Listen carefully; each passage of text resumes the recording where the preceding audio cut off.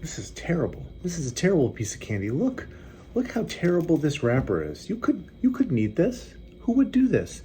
In fact, this is not only terrible candy. Anybody who likes this candy is dumb and awful, and I disagree with them.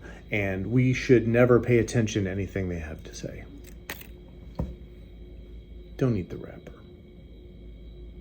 This is a great piece of candy. It just is a wrapper I can't eat.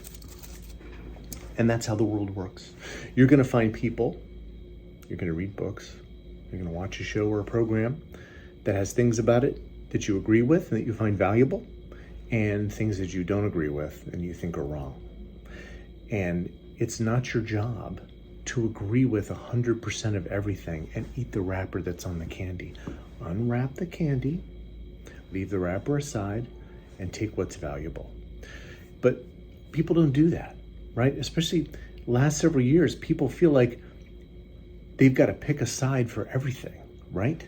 So like if it's a piece of candy that you really like, but if it's got a wrapper on it you don't like, you not only have to say it's a terrible piece of candy, you also have to not like or associate with people who eat that candy. And that makes no sense whatsoever, right? You've got to find things that are there that are valuable, that you can use, and that you find of use to you, and stick with them.